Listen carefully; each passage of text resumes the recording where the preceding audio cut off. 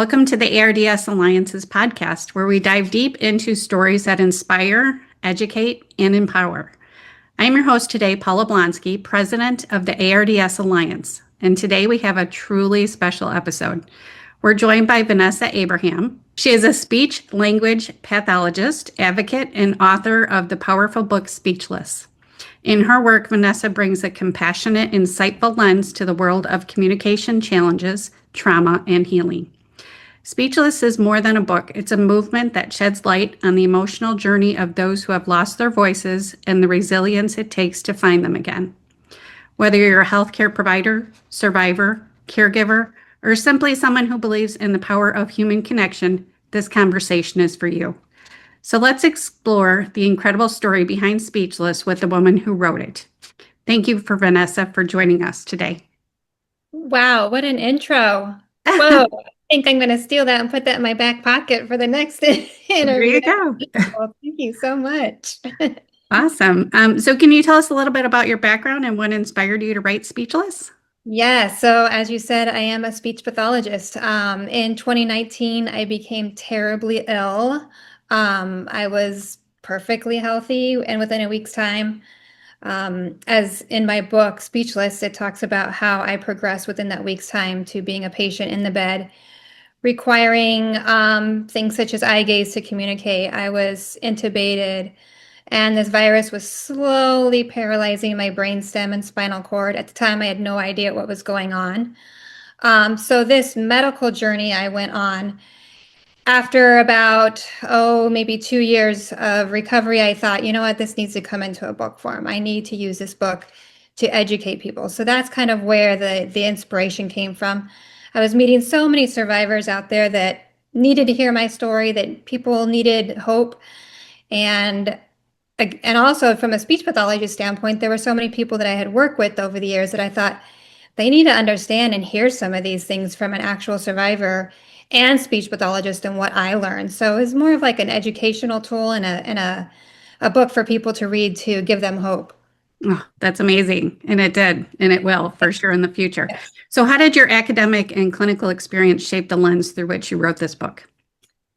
That's a very good question, and I've been thinking about that heavily. My academic and clinical experience, I think, really gave me a lot of motivation in the ICU setting. And what I mean by that is when I was in the ICU and I was tube fed, unable to swallow, unable to communicate, that's when those clinical skills of a speech pathologist came in. I knew exactly what exercises, well, I didn't know what exercises needed to be done, but I had known that, okay, there's the Mendelssohn swallowing exercises. There's another one called the Masakos, chin tucks. I was familiar with all that. I was familiar with different forms of augmentative communication, AAC. I knew that there was eye gaze. I knew there was text-to-speech. I knew that there was alphabet boards. There's all forms of communication. So in the ICU setting, I really relied on a lot of my clinical experience. Fast forward to my book. When it came to my book, it wasn't so much about my clinical knowledge as it was more about my knowledge that I gained as a patient. And those things were when I was in grad school, I didn't really learn a lot about the counseling component, the trauma, the effects on the brain, what the depression looks like for ICU survivors, what the anxiety looks like, the PTSD, all of those things called post-intensive care syndrome, PICS. Mm-hmm. Those were not taught in grad school. So that was another reason why I wanted to dive into the book, is to educate people that are in the profession now too, that look, there's more to this field than we are teaching our students right now. Right. I could not agree more. Still a lot of work to do in that, right? Yes. So what does the title Speechless mean to you? And what should it signal to your readers? When somebody mentioned you should name it Speechless, I just was like, didn't even think twice about it. I said, absolutely, that is the name of my book. I didn't have the book written, nothing. Maybe a few words on a piece of paper, but when somebody said Speechless, I said, that's it. And here's why. I was speechless. I was unable to communicate. I didn't have any way of communicating. Eventually I got eye gaze, but I was speechless. Another thing that kind of hit me too was that I had a medical journey that left me speechless.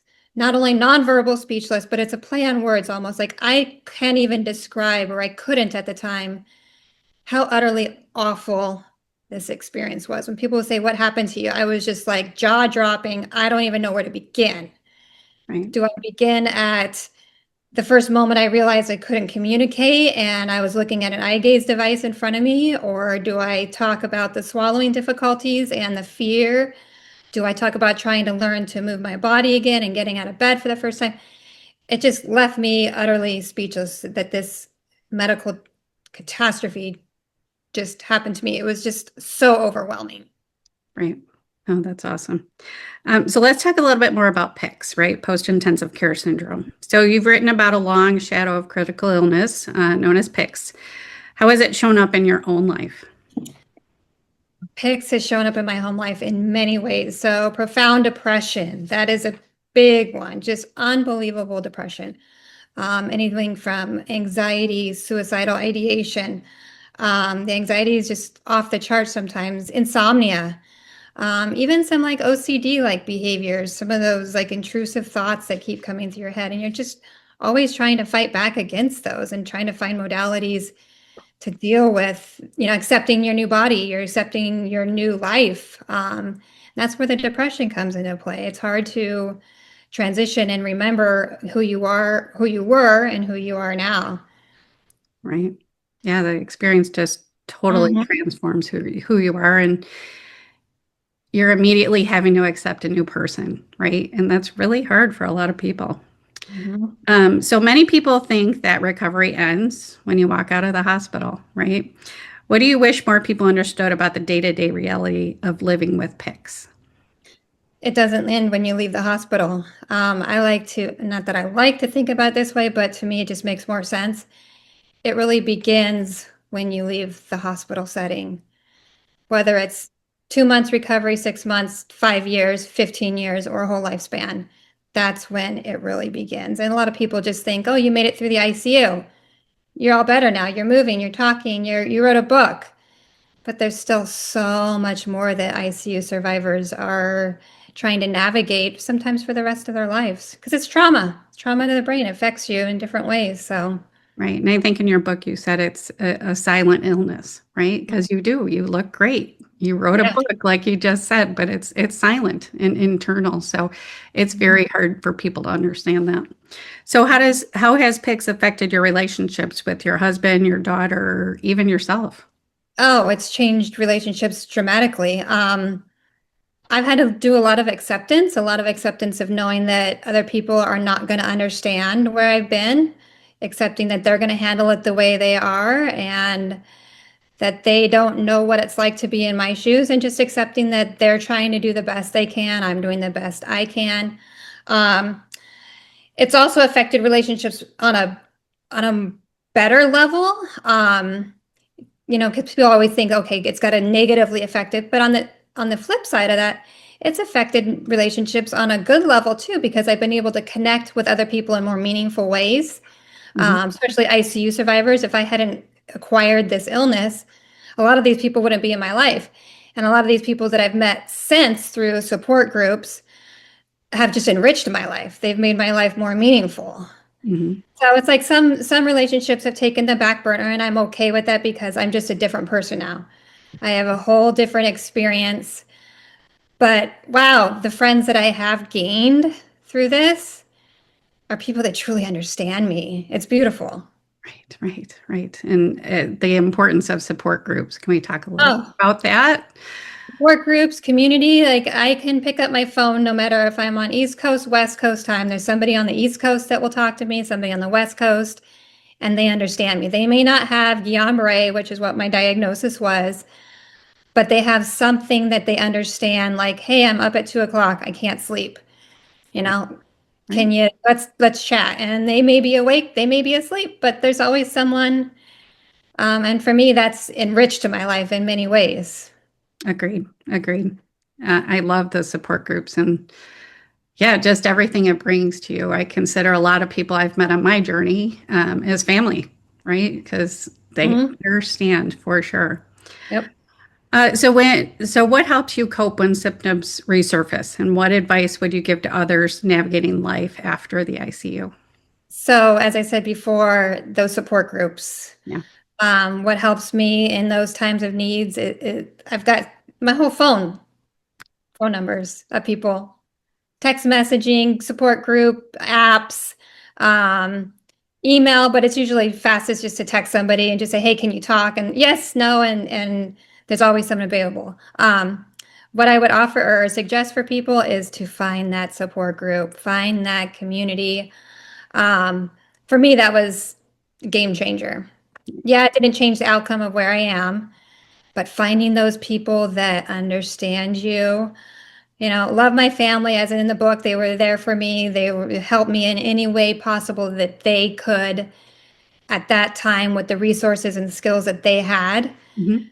But there's just something different about being able to call up another woman or even a text another guy in the group and just say, look, I can't sleep. I'm having panic attacks. I just saw an ambulance and it's sending me back into the spin. Can you talk? Or there's another woman in the support group that we just send pictures of our backyards and animals in our backyards and just pictures of nature. And for both of us, it just kind of is nice. It just brings us back down, brings our attention, our stress levels down, just seeing nature. So Right. those little friendships that we connect with people just really can shape the outcome of your day and your whole medical experience. I agree, and I can't stress the importance enough of family doing the same, right?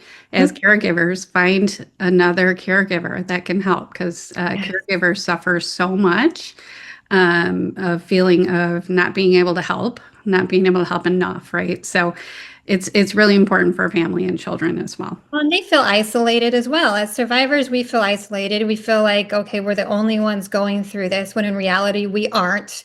There's people all up, and you can walk up and down your street or walk through the grocery store and find dozens of people that are going through critical illness.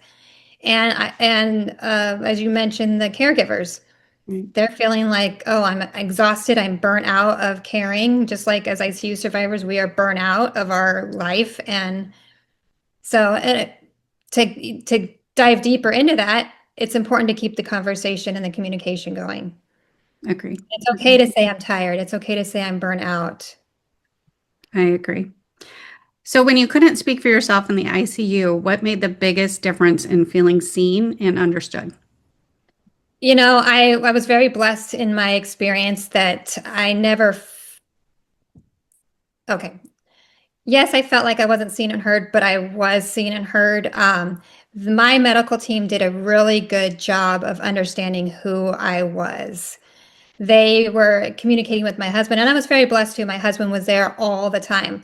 A lot of people don't have family, their kids, their spouse, maybe in a different state, different country, who knows where. For me, my husband was able to be there with me the whole time. So he was there advocating for me. He was able to tell my team, hey, look, Vanessa's a speech pathologist, even though they knew that in the medical record.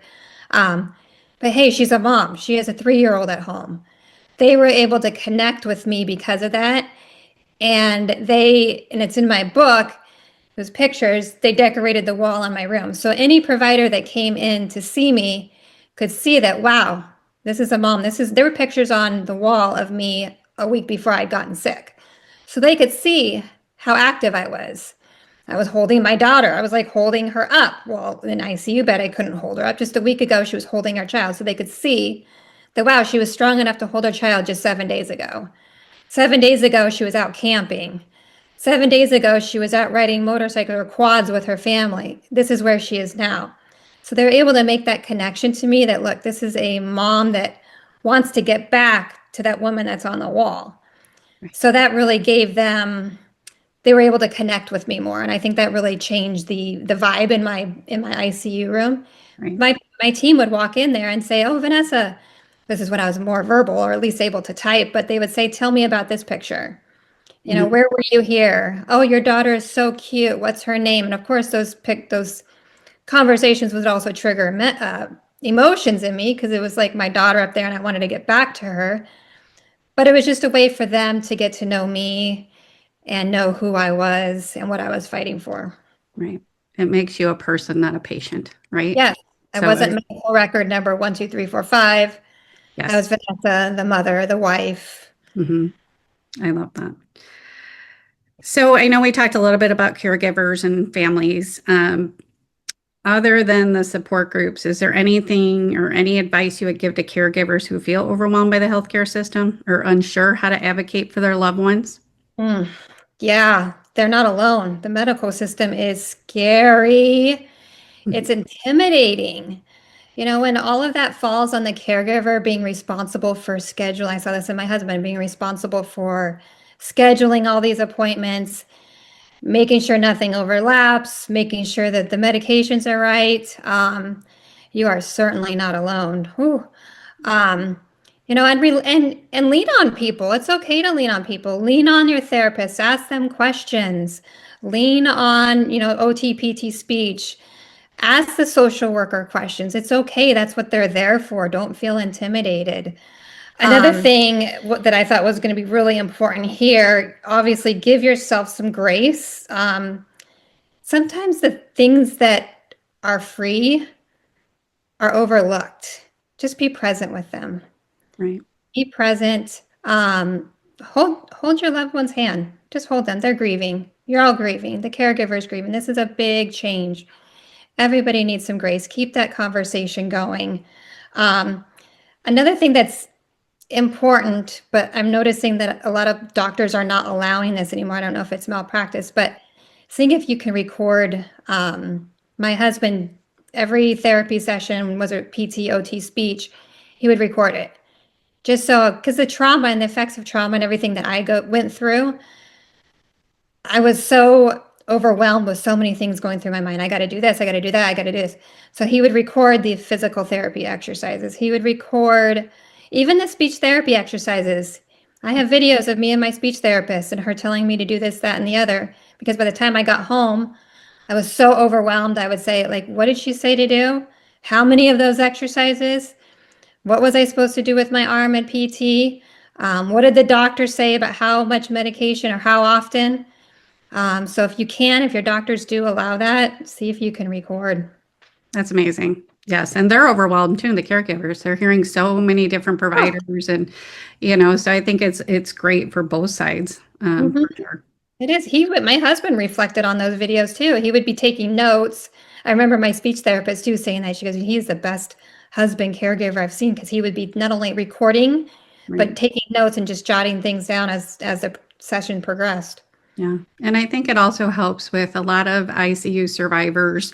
Not all of them are awake the whole time, right? So I think by having these recordings, it fills in those gaps in their lives, because that's causes a lot of angst and anxiety too, that they lost could be months of their lives. So I think it's very important. If you can't record it, at least keep a journal for the patient so that they can understand truly what they went through, the timeline, and it'll fill in some of the gaps for them. So Yep. Those ICU diaries are so important. I agree. I agree. I wish we had more of those for Mhm. sure. So how can allies like teachers, families, friends support non-speaking individuals more meaningfully, do you think? You know, knowing that you don't have to fix them as a caregiver, that adds so much pressure to you. You don't have to fix your loved one. That's not your job. Be there for them. Just be present. To me, that is huge. If you can just go with your loved one, hold their hand. Um, just today, I texted somebody that just got out of surgery and obviously is scared, a lot of PICS. And I told this person's loved one, I said, do me a favor, crawl into bed with her and just give her a hug for me, and just tell her it's from me. Just snuggle up next to her because and I'm, oh, that feeling is so priceless to know that you're not alone. You're scared, yes. You're terrified. You don't know if this is your forever. Am I ever going to be able to walk, talk again, swallow food again, think clearly, remember details? Is the trauma ever going to leave? But just having somebody hold your hand, wrap your arms around you, that human connection, we are made to love each other and care for each other. And you kind of feel, you don't kind of feel, you definitely feel a loss of void in your life, and just being there for the person. Just, you don't have to fix it. I know people feel like I got to fix this. I'm scared. I'm the husband, the wife, the daughter, and I need to fix mom. I need to fix my wife, but you can't. That's, go to counseling together, talk about it, but just holding their hand is so profound. Yeah. And that's just amazing to hear. As a former caregiver, you feel so helpless because you can't fix them. You can't run the vent, you can't do the IVs, right? So just knowing that holding your hand and hugging you is everything in the world as a caregiver, that means a lot when we It feel like lowers, there's nothing we can do. it lowers your cortisol too, your fight Hmm. or flight. Right, And as survivors, caregivers, you're always on the go. You're in fight or flight all the time. You're always worried. You're always go, go, go, trying to do the next thing, whatever it is, clean the house, get to an appointment, and just calming the nervous system, just embracing 5, 10 minutes, right, just be present. And lowering the cortisol level helps healing. If you're in fight or flight, you're not healing. right. It's not healthy for either one of you, Agreed, caregiver or survivor. agreed. So was there a particular family or case or individual story other than your own, of course, that shaped your thinking as you wrote this book? I wouldn't say one particular story or person. I wrote the story to give everybody else a voice. When I was writing it, and I would write it at any hour of the day, even 2 a.m., 3 a.m., 4 a.m. Insomnia hit, got up, write the book. And while I was writing it, I was thinking of other survivors. I was thinking, I need to get this out, not only to help other people, but to give others a voice. Yes, I wasn't writing about their particular story, but I was writing about post-intensive care syndrome. And my goal of the book, or one of the many goals, was to educate people about PICS. And while I was writing this, I was thinking about all the people in my support group and all the people that are walking around the streets today or living in their homes or doing whatever in their life that are not diagnosed.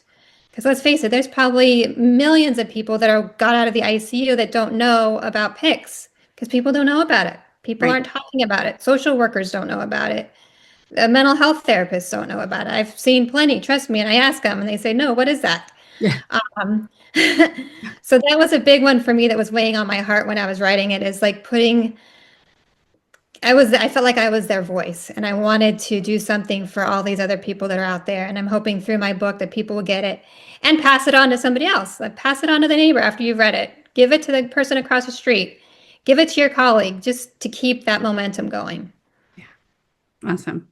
And what was the most challenging part of writing Speechless, and what surprised you the most? The challenging part, and the reason it took 5 years, is just dealing with all of the emotions of it. The flashbacks, I would, writing the outline and trying to figure out, okay, what's chapter 1 going to be? What's chapter 2 going to be? Chapter 3 is the ICU. And then as soon as I would write a page, and then I would be talking about like critical points like the extubation, and I thought, oh, I can't close the laptop. I can't do this. I can't go on another day. So sometimes I would close my laptop and it would be closed for months, if not a year, and I wouldn't pick up for another year. That's how bad it was. And then finally I got to the point, I said, Vanessa, this is ridiculous. Either you get this thing done or delete the entire thing off your radar and just don't write it. Just quit thinking about it. Do it. So the hardest part, yeah, for me was just reliving all of those emotions. The easiest part was January 16th, the book launched, had a launch party. After that moment was done, it was like a new like rebirth for me. It was done. It was out. I cried after the launch party. The book was out. It was over. I did it. And that point forward, as crazy as it has been trying to keep the momentum going with the book, podcast interviews, articles, TV, all this stuff, it's been so invigorating. And I finally feel, for once, I'm 6 years out, but finally feel like, wow, there's a little bit of joy in me again. There's a little bit of passion and excitement to wake up again. And that's been surprising to me because I figured, oh, I'm just going to live with this cloud over my head forever. And now I'm finding purpose. It's opening the doors. I'm meeting other survivors, networking more, talking with schools more, programs, trying to get PICS out there. So it's been nothing but positive, exhausting, but positive. I bet. That's amazing. So were your doctors at your book launch? Did they come? Oh, he did. He was He a big did. Okay, fan. good. Yes. We recorded a podcast last week with Kaylee Dayton. Okay. It was cool. He was on there with me. We wrote an article for CBS about 3 months ago or so. He's been on a couple of podcasts with me. Amazing. Since you've read the book, you kind of know the connection there and how he transformed me. I transformed him. Oh, Um, so it's just been a beautiful journey with him, and I'm just so grateful for him, what he did for my husband in the ICU. As scary as that ICU experience was, having him by my side was transformative. oh, I love that. Yeah. So if you could leave others with one core message from Speechless, what would it be? Oh, you're not alone. You are not alone. I sat there in my bed crying for years, so profoundly depressed, thinking, am I the only mom with a disability? Am I the only one out there that has been intubated, trach, that knows what it's like to communicate with a passing mirror valve? Are there any, this is just me. Why is this my life? And then the more I started speaking about it and reaching out to people and doing support groups, now it's like everywhere I turn around, people are connecting with me because they've had an experience or they've had a loved one have an experience like that. So you are certainly not alone. And the importance of support groups. It's like I said, throughout this whole podcast, it's transformative. Agreed. So what's next for you? Any new projects or research? Gosh, Paula, where do I begin? I have so many ideas. I have a business lady that I've been working with on the side, just trying to navigate some of these projects. And that's one thing I just texted her about an hour ago. I said, where do I begin? Mhm. One of them I would love to do is develop some type of PICS assessment that can be used in the ICU setting so they can screen for not necessarily the ICU setting, but outpatient. So Mhm. when they get out of the hospital, just like me, and they start doing outpatient therapy, they can have somebody there, whether it's speech therapy, OT, PT, they can screen for some of these things. Because when I got out of the ICU, and this is an absolute true story, I went and got mental health services. That was one of the first things in the first couple weeks when I got home. My husband set out to find somebody that understood or could help me with the depression that I was experiencing. The first lady I went to, I was, very, very frail because I was tube fed. I was in a hospital setting for 2 months. I lost a significant amount of weight, Mhm. muscle atrophy, could barely walk. And she treated me for having an eating disorder, not a swallowing disorder. I was like, no, my swallowing muscles are paralyzed. If I eat, I could likely choke, aspirate, possibly die. She thought I had an eating disorder. So people don't understand these things. It's just tragic, absolutely tragic. So I would love to have some type of assessment material that people could pinpoint and just say, look, looks like you are suffering from some of these things that are called PICS, and educate the family, educate the loved one, and then be able to refer them to get proper mental health services.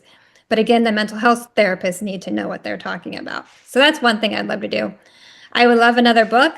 I'd love another book just for speech therapists, maybe something to talk about the counseling component of ICU stays, talking about some of the depression, PICS stuff, just so universities have reading material for their students to understand some of these things.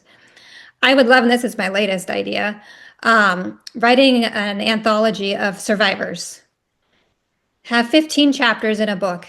Everybody gets a chapter. Whoever wants a chapter, I'm going to write a chapter about you, Paula. I'm going to write a chapter about so-and-so, Bob, Fred, Stephen, whoever. And I'm going to devote one chapter to each person. This is just my latest idea. Yeah. Because there's so many survivors that come to me and they say, oh, I would like to write a book, but I just don't have the energy, or I can't, I'm too exhausted. I don't remember enough. I don't, whatever. And I would love to be that voice for them and just say, look, let's write this book. I'll write a chapter for you. You can have chapter whatever, and we'll get your story out there. Yeah. One chapter is a lot easier to navigate than a whole book. So that would be amazing. And Yes. I hear the same thing all the time, right? And just by listening to survivor stories, you find so many parallels, right? Mhm. So that type of book would kind of bring everything together and show even more people, right, that they're not alone. So I think that's a wonderful idea for sure. Giving other people hope. The patient like me laying in bed when they get home from the ICU depressed, they can at least pick up a book or an audio book if they can't focus on a book, which Right. is understandable. Mhm.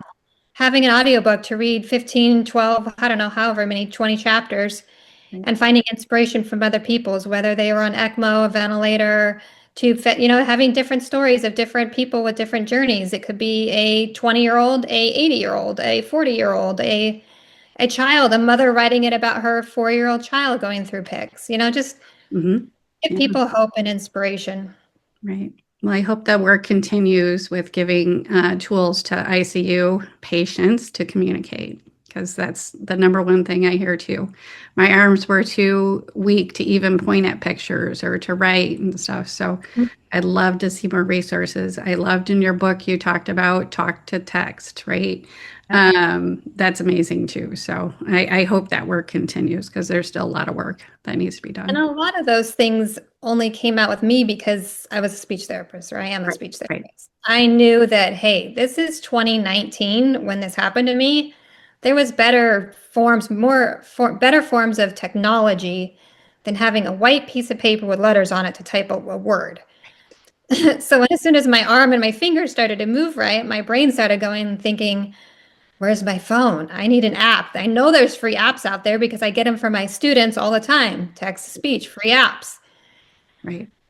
When the patient has an opportunity to communicate in the ICU, anxiety goes down because they're able to advocate for themselves. When anxiety goes down, they don't need as much medication, less expense for the hospital, happier patient, happier family. Agreed. Agreed. It's amazing.